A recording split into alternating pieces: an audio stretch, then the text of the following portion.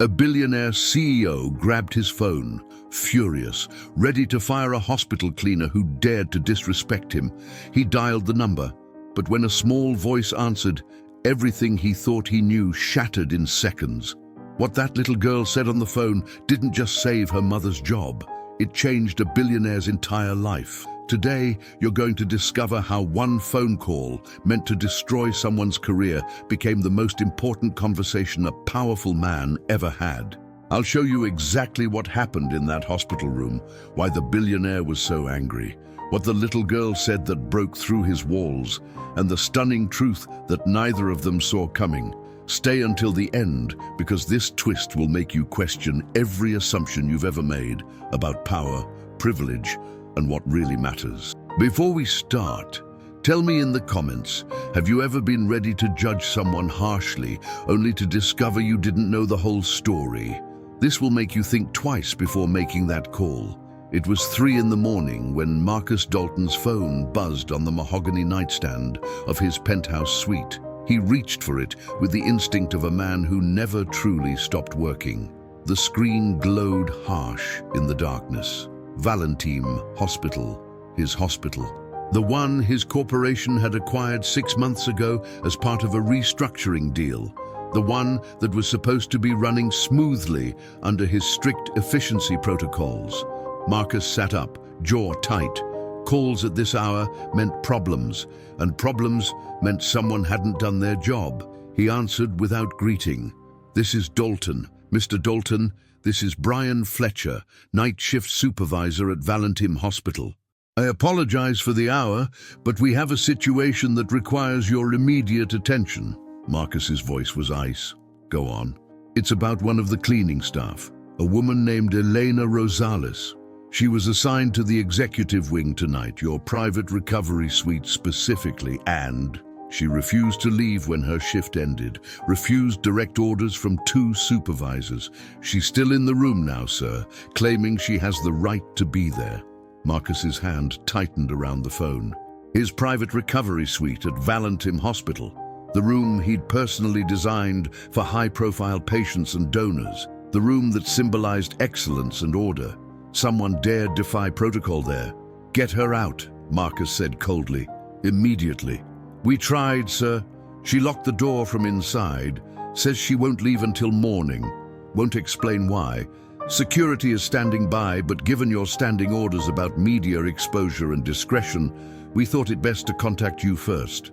Marcus was already out of bed, pulling clothes from his closet with sharp, angry movements. A billionaire calls to fire the hospital cleaner. That's exactly what he was about to do. And not just fire her. Make an example. Send a message through the entire staff at Valentim Hospital that his rules were not suggestions. "I'll be there in 20 minutes, he said. "Do not let her leave that room. When I arrive, I want her employment file, her supervisor, and security ready. This ends tonight." He hung up before Fletcher could respond. The drive to Valentim Hospital took 18 minutes. Marcus's driver knew better than to speak when his employer's face looked like carved stone. Valentim Hospital rose against the night sky, 12 floors of glass and steel that Marcus had retrofitted with the latest technology. Efficiency, precision, control. Those were his principles, and someone at Valentim Hospital had just violated all 3. He strode through the automatic doors of Valentim Hospital, his $1,000 shoes clicking against the polished floor. Fletcher was waiting in the lobby, a thin man in his 50s with tired eyes and a clipboard clutched like a shield. "Mr. Dalton, thank you for coming so quickly. I have Elena Rosales' file here. She's been with us at Valentim Hospital for 3 years, night shift cleaning crew, no previous incidents until tonight." "I don't care about her history," Marcus cut him off. "I care that she's currently occupying my property against direct orders. Where is she?" "7th floor, East Wing, your private suite. Security is positioned outside, but as requested, they haven't forced entry." Marcus stepped into the elevator, Fletcher scrambling to follow. The doors closed. Silence pressed between them until Fletcher cleared his throat nervously. "Sir, if I may, there might be extenuating circumstances." We don't know why there are no extenuating circumstances for insubordination, Marcus said flatly. She was given an order. She refused. That's grounds for immediate termination. But sir, she's been a model employee at Valentim Hospital. 3 years, perfect attendance, multiple commendations from patients for her kindness. Tonight is completely out of character. Marcus didn't respond. The elevator doors opened on the 7th floor of Valentim Hospital.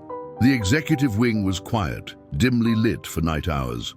At the far end of the corridor, 2 security guards stood flanking a closed door. Marcus walked toward them with Fletcher hurrying behind. The guards straightened as he approached. "Mr. Dalton," the older guard began. "She's still inside, hasn't made a sound for the past 30 minutes. We've knocked multiple times, announced ourselves, but no response." "Give me the master key," Marcus ordered. The guard hesitated. "So Valentim Hospital policy requires we announce intent to enter and provide reasonable warning." "I own Valentim Hospital," Marcus said coldly. "I am the policy." "The key." The guard handed it over. Marcus inserted it into the lock, turned it, and pushed the door open. The room was dark except for a small lamp in the corner casting soft yellow light. And there, on the floor beside the hospital bed, sat a woman. Elena Rosales was younger than Marcus expected, maybe early 30s. Her dark hair was pulled back in a ponytail, her blue Valentim Hospital cleaning uniform wrinkled from hours of work. But what struck Marcus, what made him pause in the doorway, was her face. She wasn't defiant, she wasn't angry. She was crying. Silent tears streamed down her cheeks as she knelt on the floor, her hands clasped together, her body shaking with exhaustion and something deeper, grief. "Miss Rosales," Marcus began, his voice hard, "you are in violation of Valentim Hospital policy and direct supervisory orders.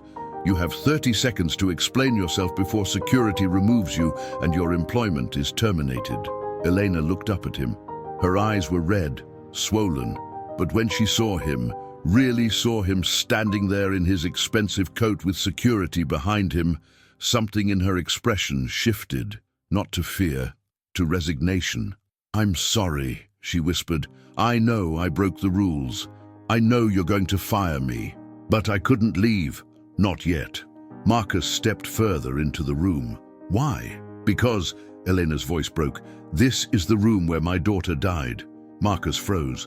The words hung in the air like a physical weight. Behind him, he heard Fletcher's sharp intake of breath. "This room at Valentim Hospital," Elena continued, her words tumbling out now. "6 months ago, my daughter Maria was brought here. She was 8 years old. Leukemia. We'd been fighting it for 2 years, and the doctors at Valentim Hospital said she needed a bone marrow transplant. We were on the waiting list, hoping, praying." She wiped her eyes with the back of her hand. But there were complications.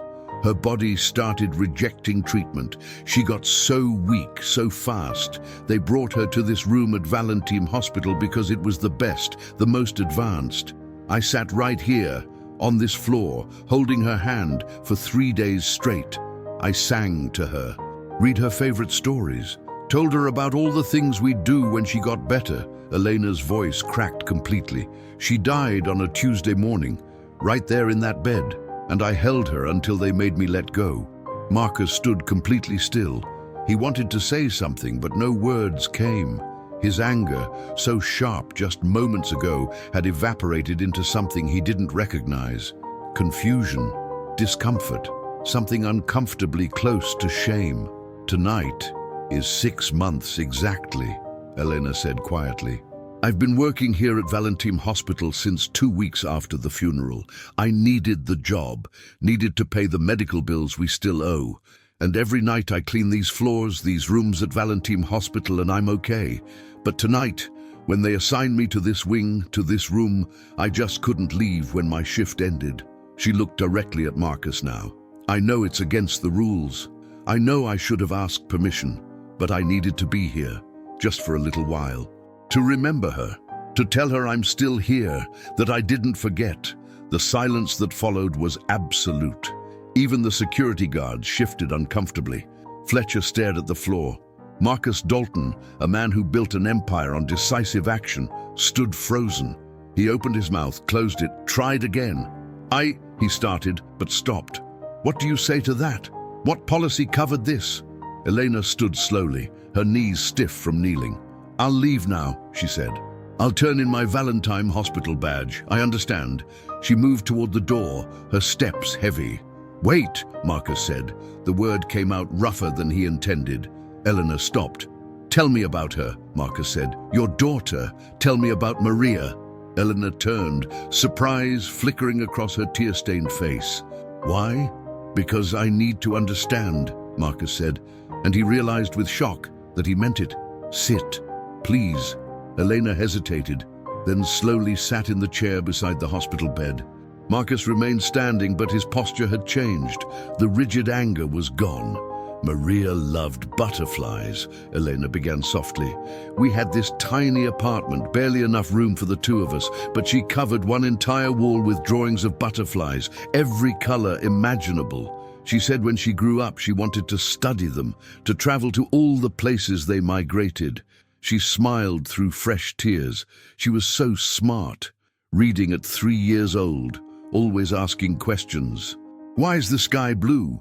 How do birds know where to fly? Where do people go when they die? That last one, Eleanor's voice wavered. I never knew how to answer, especially at the end. Marcus found himself moving closer, sitting on the edge of the hospital bed. He'd sat in hundreds of boardrooms, negotiated billion-dollar deals, addressed shareholders and senators. But this quiet room at Valentim Hospital with a grieving mother felt like the most important conversation he'd ever had. What did you tell her? He asked quietly. Elena looked at the floor. I told her that people we love never really leave us, that they live on in our memories, in our hearts, in the way they changed us. I told her she made me a better person just by existing, that even though I'd only had her for 8 years, those were the most important years of my life. She wiped her eyes again. The night she died, her last words to me were, Mama, don't be sad. I'm going to see the butterflies now. All of them. Marcus felt something tighten in his chest, something he hadn't felt in years, decades maybe. When his own mother died, he'd been 12. His father had told him tears were weakness, that successful men didn't break down, they built up. So Marcus had buried his grief beneath ambition, beneath achievement, beneath the construction of an empire that proved he was strong. He'd forgotten what it felt like to simply hurt. I'm sorry, he said finally. The words felt inadequate, tiny against the weight of Elena's loss, but they were all he had. I'm so sorry for your daughter, for your loss, he gestured vaguely at the door, for coming here to Valentim Hospital, ready to fire you without knowing anything. Elena shook her head. You didn't know. How could you? I broke the rules. That's on me. Rules, Marcus repeated, and suddenly the word felt hollow. I've built my entire life on rules, protocols, efficiency, order. He looked around the room. I designed this space at Valentim Hospital to be perfect, state-of-the-art equipment, the best care money could buy. And your daughter still died here. Tell me in the comments, have you ever realized that all your success and control couldn't protect you from the things that really matter? How did that change you? Elena met his eyes. It wasn't Valentim Hospital's fault. The doctors did everything they could. Sometimes, there just isn't a happy ending. But that doesn't mean the fight wasn't worth it. Marcus stood abruptly, walking to the window. Outside, the city sprawled in darkness, punctuated by lights. His city, his empire, and yet standing here in Valentim Hospital, none of it felt as important as it had an hour ago. Ms. Rosales, he said, turning back to her, you're not fired. You're not even getting a written warning. What you needed tonight, to be here, to remember your daughter, that's more important than any protocol I've ever written. Fletcher, who'd been standing silently by the door, looked up in shock. But sir, the policies. Fletcher, Marcus interrupted, his voice firm but no longer cold. Effective immediately, Valentim Hospital will implement a new protocol. Any staff member who has experienced the loss of a family member in our care will be granted bereavement access to those spaces when needed. Coordinated, respectful but available. We're a hospital, not a factory. People matter more than procedures. Elena stared at him. You're serious? Completely, Marcus said. And more than that, I want to establish a fund in your daughter's name for families facing pediatric cancer treatment costs at Valentim Hospital and beyond. No family should have to choose between grief and medical bills. Elena's hand went to her mouth, tears flowing freely now.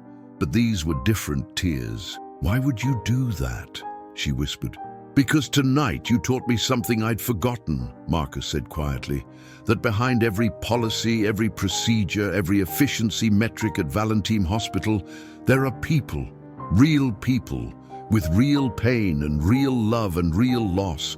I've spent 20 years optimizing hospitals like they were machines, but they're not. They're places where life happens, where families fight and hope and sometimes say goodbye. He looked at the hospital bed where a little girl named Maria had spent her final days at Valentim Hospital. Your daughter deserved better than just being a statistic in a quarterly report. She deserved to be remembered, and if I can help make sure other families have more time, more hope, more support, then maybe this, he gestured around the room. Maybe all of this means something beyond profit margins. Elena stood, walked to Marcus, and did something that shocked him completely. She hugged him, not a professional handshake or a polite nod, but a real embrace. Thank you, she said into his shoulder. Thank you for listening. Thank you for seeing her, for seeing me. Marcus stood stiff for a moment, then slowly, awkwardly, he returned the embrace. When was the last time someone had hugged him? Not a corporate air kiss, not a formal greeting, but real human contact born from real human emotion. He couldn't remember. When Elena pulled back, she was smiling through her tears. Maria would have liked you, she said. She always believed people were good inside. Even when I got cynical, got tired, got angry at the world, she'd tell me, Mama, there's good everywhere. You just have to look. Marcus felt his throat tighten. Smart kid. The smartest, Elena agreed. After that night, everything changed at Valentim Hospital. Marcus didn't just implement the bereavement access protocol, he completely restructured how Valentim Hospital operated. He started attending staff meetings, not just administrative ones, but the ones where nurses and janitors and cafeteria workers talked about what they needed. He walked the floors of Valentim Hospital, learned names, asked questions.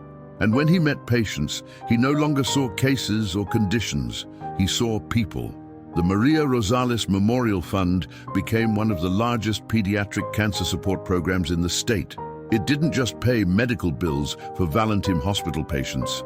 It provided housing for families who had to travel for treatment, counseling services, educational support for siblings, and something Elena suggested, memory-making experiences, trips to butterfly sanctuaries, art classes, moments of joy in the middle of fear. Marcus attended every fundraiser personally. He met the families, heard their stories, and every single time he thought of a little girl he'd never met who loved butterflies and asked impossible questions. 6 months after that night in the hospital room, Marcus stood in the lobby of Valentim Hospital at the unveiling of a new memorial garden.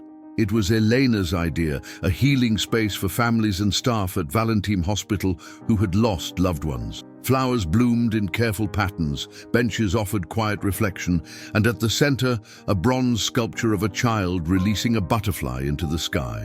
The plaque read, "In memory of Maria Rosales and all the children who taught us to see beauty even in short flights. May we remember them not by their absence, but by the light they brought." Elena stood beside Marcus as the sheet was pulled away, revealing the sculpture to gathered staff, patients, and families of Valentim Hospital. She reached for his hand and squeezed it. "She would have loved this," Elena whispered.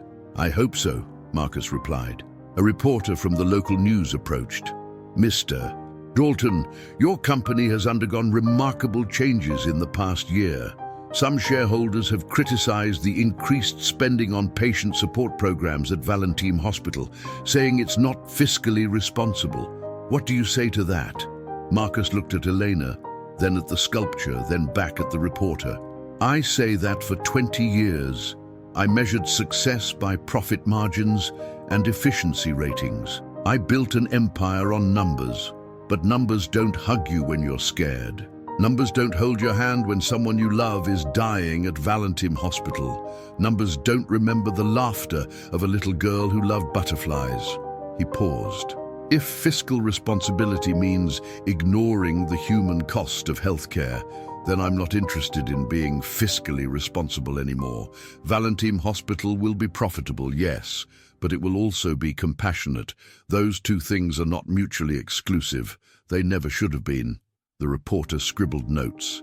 And what about that night? The night you went to fire a cleaning woman at Valentim Hospital and ended up changing your entire philosophy. What really happened in that room? Marcus glanced at Elena, who nodded. What happened is I went there angry, ready to punish someone for breaking my rules. And instead, I met a mother who taught me that some things are more important than rules. That sometimes the bravest thing you can do is kneel on a hospital floor and remember that love doesn't end when a heart stops beating. He looked directly into the camera. I called to fire a hospital cleaner at Valentim Hospital, but what I found instead was my own humanity, and I'm grateful every day that I answered that call, even though I almost missed the most important lesson of my life. That evening, after the ceremony ended and the crowds dispersed, Marcus and Elena sat on one of the memorial garden benches at Valentim Hospital. The sun was setting, casting long golden shadows through the flowers. How are you really doing? Marcus asked. Some days are harder than others, Elena admitted. But this, she gestured at the garden, helps. Knowing that Maria's life meant something beyond just my memories, that other families at Valentim Hospital might suffer less because of what we learned from losing her. Marcus nodded. I never told you, but I lost my mother when I was 12. Cancer, like Maria. Elena turned to him, surprise in her eyes. I didn't know. I don't talk about it, Marcus said. My father believed in moving forward, not looking back, so I built and achieved and accumulated, thinking that would fill the hole she left. It didn't. Elena reached over and took his hand. Grief doesn't fill with achievements. It softens with time and remembering and letting yourself feel it. Your mother would want you to remember her with love, not just absence. Marcus felt tears prick his eyes, something that would have horrified him a year ago, but now he let them come. I wish I could have met Maria, he said. I wish I could have known the little girl who changed my entire life without ever meeting me. She did meet you, Elena said softly. What? The night before she died at Valentim Hospital, Elena explained, she was in and out of consciousness, but during one of her clear moments, she looked at me and said, Mama, someday someone is going to need to remember me. Promise you'll help them. I didn't understand what she meant then, but now I think maybe she knew that you would come, that you would need to hear her story. Marcus sat with that, letting it settle in his chest. Then he said, I have something to show you. He pulled out his phone, scrolled through photos, and handed it to Elena. It was a picture of the new pediatric wing at Valentim Hospital under construction. The walls were covered in murals, butterflies of every color, flying across painted skies. Every room at Valentim Hospital is going to have them, Marcus explained, so no child has to stare at blank walls while they fight, so they can dream of flying even when their bodies won't let them. And there, he zoomed in on a corner of the mural, hidden among the wings, are Maria's initials. In every single room, she's part of the journey for every child who comes to Valentim Hospital. Elena pressed the phone to her chest, unable to speak. Finally, she managed, How do I thank you for this? You already did, Marcus said. That night 6 months ago at Valentim Hospital, when you refused to leave, when you broke my rules and broke my heart and broke through every wall I'd built, you gave me back something I'd lost. You reminded me what it means to be human. That's a gift I can never repay. They sat in comfortable silence as the last light faded from the sky. Somewhere in the garden at Valentim Hospital, a real butterfly landed on a flower, wings opening and closing slowly. Elena smiled. Maria used to say butterflies were messages from heaven, little reminders that beautiful things can come from struggle, that transformation is possible. Marcus watched the butterfly lift off, dancing through the air before disappearing into the growing darkness. "I believe her," he said. 2 years later, Marcus Dalton stood in front of the board of directors of Dalton Medical Corporation. The room was filled with shareholders, executives, people who had built fortunes alongside him. "Ladies and gentlemen," he began, "today I'm announcing a fundamental restructuring of our corporate mission. Effective immediately, every hospital in our network, including Valentim Hospital, will adopt the Compassionate Care Protocol. This includes extended bereavement support, family assistance programs, staff mental health resources, and patient advocacy positions in every facility." One of the board members, an older man named Harrison, raised his hand. "Marcus, this is going to cost millions." "How do you justify that to shareholders?" Marcus smiled. "Simple. I justify it by asking a question. When your mother was dying, did you care about hospital profit margins? Or did you care about whether someone held her hand at Valentim Hospital or any hospital, whether she had dignity, whether her last moments were filled with love instead of loneliness?" Harrison's face softened. The room went quiet. "That's what I thought," Marcus continued. "For too long, we've treated healthcare like any other business. But it's not. It can't be. Because at the end of every chart, every billing code, every efficiency metric at Valentim Hospital, there's a human being, someone's mother, someone's child, someone's whole world. And if we forget that, we've failed at the only thing that truly matters." He clicked to the next slide. A photo of Maria filled the screen, her bright smile, her eyes full of life. This is Maria Rosales. She died at 8 years old at Valentim Hospital. I never met her, but she changed my life completely. Marcus told the story, all of it. The angry phone call, Elena on the hospital floor at Valentim Hospital, the conversation that shattered his certainty, the memorial garden, the butterfly murals, the families they'd helped, the lives they'd touched by simply remembering that behind every patient ID number at Valentim Hospital was a person who mattered. When he finished, the room was silent. Then Harrison stood. Slowly, he began to clap. Others joined. Within moments, the entire board was on their feet, applauding, not for profit projections or market dominance, but for humanity, for remembering what should have never been forgotten. After the meeting, Marcus's assistant approached him. "Sir, there's someone here to see you. She says it's important." "Who?" She said her name is Elena, and she brought someone with her. Marcus's heart jumped.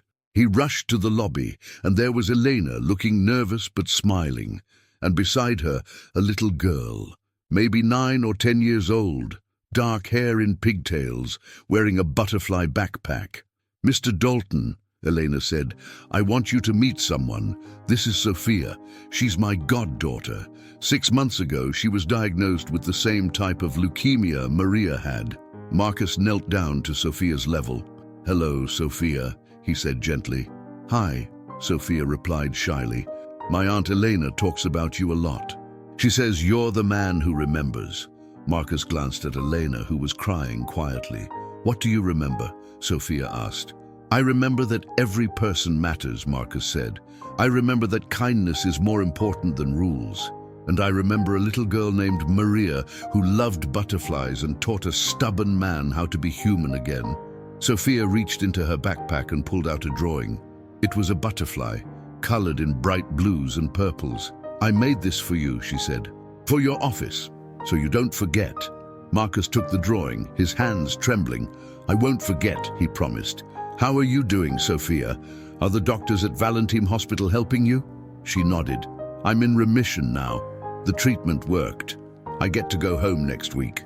Marcus looked up at Elena, who nodded, tears streaming. The Maria Rosales Fund covered everything, she explained. The treatment at Valentim Hospital, the travel, the housing, all of it. We couldn't have afforded it otherwise. And the doctors at Valentim Hospital, she gestured to the building visible through the lobby windows. They were amazing. They remembered Sophia's name. They asked about her favorite things. They made her a butterfly mobile for her room. They treated her like she mattered. She does matter, Marcus said firmly. He looked at Sophia. You matter more than anything. Thank you for this beautiful picture. I'm going to hang it in my office right next to my desk. So every time I make a decision, every time I'm tempted to choose profit over people, I'll look at your butterfly and remember what's truly important. Sophia smiled, a gap-toothed grin that lit up the entire lobby. Can I hug you? She asked. Please, Marcus said. She wrapped her small arms around his neck, and Marcus held her gently, carefully, like the precious miracle she was. And in that moment, he thought of Maria, the little girl he'd never met who had saved him from himself. He thought of Elena, who had refused to leave a hospital room at Valentim Hospital, and in doing so, had refused to let him remain the cold, distant man he'd become. He thought of every family they'd helped, every child who'd been given hope, every parent who'd been given support in their darkest hour, and he realized something profound. A billionaire calls to fire the hospital cleaner. That was the man he used to be. Angry, certain, convinced that rules mattered more than reasons. But a little girl answered, not on the phone, but in spirit, through her mother's tears, through her memory, through the lesson that love outlasts death and that humanity is never a violation of protocol. It's the whole point. That night, Marcus hung Sophia's butterfly drawing in his office. Right next to it, he placed a framed photo Elena had given him. Maria, age 7, covered in paint, holding up a butterfly she'd made from tissue paper and pipe cleaners. Her smile was incandescent. Every morning after that, Marcus would arrive at work, pour his coffee, sit at his desk, and before checking emails or reviewing reports, he would look at those images.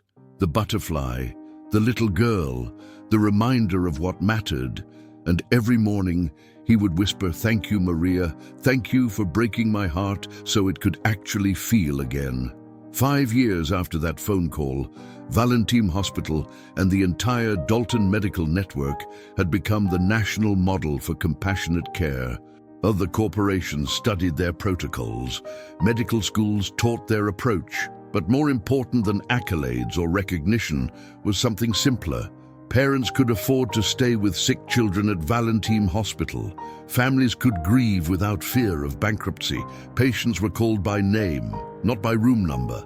And on the 7th floor East Wing at Valentim Hospital, in what had once been Marcus Dalton's private recovery suite, there was now a family room, comfortable chairs, soft lighting, books and games and art supplies, and on the wall a mural of butterflies, hundreds of them in every color, taking flight toward a painted sky.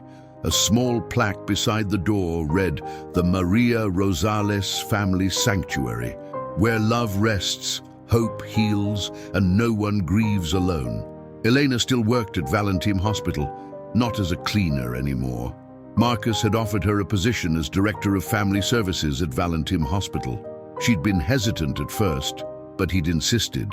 Who better to help families navigate their darkest moments than someone who'd walked that path herself? She was brilliant at it, compassionate, organized, fiercely protective of every family under her care at Valentim Hospital. And once a month, on the anniversary of Maria's death, Elena and Marcus would meet in the memorial garden at Valentim Hospital. They'd sit on the bench. They'd remember. They'd talk about the families they'd helped, the changes they'd made at Valentim Hospital, the work still to be done. And always, they'd end with the same words. "Thank you for teaching me," Marcus would say. "Thank you for remembering her," Elena would reply. On this particular anniversary, 5 years to the day after Marcus had answered that phone call about Valentim Hospital, something unexpected happened. As they sat in the garden, a butterfly landed on Marcus's shoulder. A monarch. orange and black wings opening and closing slowly. It stayed there for a long moment, long enough for Elena to pull out her phone and take a picture. Then it lifted off, circled both of them once, and flew away toward Valentim Hospital. Elena was crying, but smiling. "She's here," Elena whispered. "She wanted you to know she's proud of you." Marcus watched the butterfly disappear toward Valentim Hospital. "I hope so," he said. "I hope she knows that everything good I've done since that night at Valentim Hospital, I did because she taught me how. Not with words, not with demands, but by being loved so completely by you that even in death, her impact echoes. That's the kind of life I want to live now. One that echoes, one that matters beyond bank accounts and board meetings, one that makes the world softer for people who are hurting." Tell me in the comments, has someone you never met changed your entire life? How do you honor their memory? As the sun set on the memorial garden at Valentim Hospital, Marcus pulled an envelope from his pocket. "What's this?" Elena asked. "Open it," he said. Inside was a check, not made out to Elena but to the Maria Rosales Foundation. The amount made Elena gasp. "Marcus, it's my entire annual bonus," he said. "All of it, because I realized something. I don't need a bigger house or a faster car or another vacation property. What I need is to know that somewhere a mother is holding her daughter's hand at Valentim Hospital without worrying about medical bills. That somewhere a child is getting treatment because we made it possible. That somewhere Maria's light is still shining." Elena threw her arms around him. "You've become the best version of yourself," she said. "Because of her." "Because of you," Marcus corrected. "You could have let me fire you that night at Valentim Hospital. You could have left quietly, taken the loss, moved on. But you stayed. You told me the truth. You broke my heart open so love could finally get in. That took courage I didn't have, still don't have most days." "Then we're learning together," Elena said, "both of us, trying to be the kind of people Maria believed we could be." They sat in the growing darkness, two people who had found each other in the most unexpected way at Valentim Hospital. A billionaire who had everything and nothing. A mother who had lost everything but found purpose. And between them, the memory of a little girl who loved butterflies and impossible questions, who had died too young, but whose life had created ripples that would never stop spreading. Somewhere in the city, Sophia was home with her family, healthy, laughing, planning her 10th birthday party. Somewhere, a father was sleeping in a chair beside his son's hospital bed at Valentim Hospital, wrapped in a blanket provided by the Maria Rosales Fund. Somewhere, a nurse at Valentim Hospital was learning a patient's favorite song so she could hum it during treatments. And somewhere, in the space between what was and what could be, a phone call that was meant to destroy had instead created something beautiful. Because a billionaire calls to fire the hospital cleaner at Valentim Hospital. But a little girl, though silent, through memory, through love, through the fierce devotion of her mother, answered. And her answer changed everything. Not with anger, not with demands, but with a simple, profound truth. People matter, stories matter, love matters. And sometimes the most important call you'll ever answer is the one that breaks your heart so completely that it finally starts to work the way it was always meant to. Open, honest, human. If this story touched your heart, if it made you think about the people you've overlooked, the calls you almost made in anger, the moments you chose rules over humanity, share it. Because the truth is, we're all one phone call away from either destroying something beautiful or creating something that echoes forever. A billionaire calls to fire the hospital cleaner at Valentim Hospital, but a little girl answers and breaks his heart. And in breaking, saves him, saves them all. That's the power of remembering, the power of love, the power of staying when it's easier to leave, the power of answering even when the call seems angry, with truth and tears and courage. Don't let anger make your calls.